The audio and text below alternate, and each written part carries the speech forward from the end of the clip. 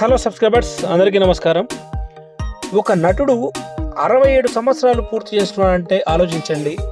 ఆయన ఏజ్ ఇప్పుడు 71, అంటే 4 ఇయర్స్లోనే ఆయన యొక్క సినిమా కెరీర్ స్టార్ట్ అయింది.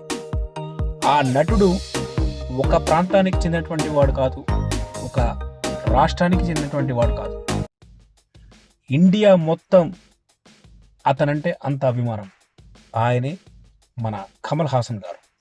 పద్మశ్రీ కమల్ హాసన్ గారు అతని యొక్క సినిమా కెరీర్ ఎలా అంటే, అతనికి 4 సంవత్సరాలు ఉన్నప్పుడే సినిమా స్టార్ట్ చేశారు. అంటే అప్పుడే బాలనటుడిగా కళత్తూర్ కన్నమ్మ అనే సినిమాలో 1960లో ఈ ఒక్క సినిమా వచ్చింది.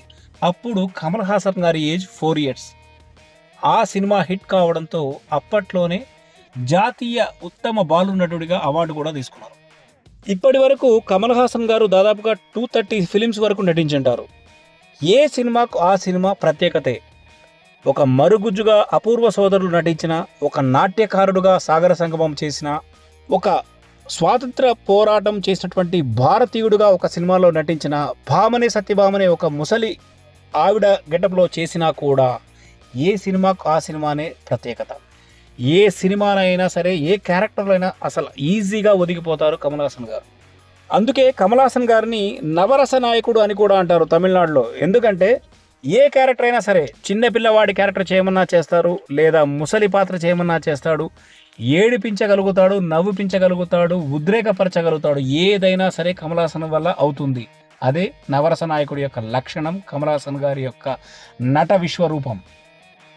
ఇప్పుడు కమల్ హాసన్ గారి ఏజ్ 71 అయినా కూడా ఇప్పుడున్నటువంటి యూత్కి వాళ్లకు పోటాపోటీగా ఇప్పుడు కూడా సినిమాలు తీస్తున్నారు కమల్ హాసన్ గారు. ఒక ప్రొడక్షన్ కంపెనీ స్టార్ట్ చేసి ఆయన ఓన్ నిర్మాణ సంస్థలోనే సినిమాలు తీస్తున్నారు. కొత్త కొత్త డైరెక్టర్స్ని ఆ యొక్క ప్రొడక్షన్ నుంచి ఇంట్రడ్యూస్ చేస్తున్నారు. అదేవిధంగా ఇప్పుడున్నటువంటి యంగ్ హీరోస్ అయినటువంటి శివకార్తికేయన్ వీళ్ళందరినీ కూడా ఆయన ప్రొడక్షన్లో, ఆయన బ్యానర్లో ఈ యొక్క సినిమాలు తీస్తున్నారంటే నిర్మాతగా కూడా కమల్ హాసన్ గారు క్లిక్ అయ్యారని చెప్పొచ్చు. ఒక సినిమా హిట్టా ఫ్లాపా, కమల్ హాసన్ గారికి ఇన్ని సినిమాలు హిట్ అయినాయి, ఇన్ని సినిమాలు ఫ్లాప్ అయినాయి అనేది పక్కకు పెడితే, కమల్ హాసన్ గారు నటన ముందు ఆ హిట్ ఫ్లాప్ అనేవి ఏవి పని చేయవనే చెప్పొచ్చు. ఎందుకంటే ఆ నటుడు ఎక్కడైనా ఒదిగిపోతాడు, ఎలా అయినా చేయగలుగుతాడు. అందుకే కమల్ హాసన్ గారు ఇప్పటికీ 67 సంవత్సరాలుగా సినిమాలు తీస్తున్నారు అంటే ఆయన ఒక పెద్ద అచీవ్మెంట్ అనే చెప్పొచ్చు.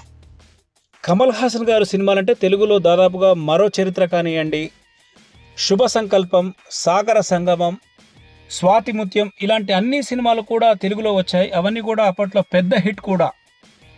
కమల్ హాసన్ గారు ఒక డాన్ క్యారెక్టర్లో చేసి ఇటు తమిళ్లోను తెలుగులోను పెద్ద హిట్ కొట్టారు అప్పట్లోనే.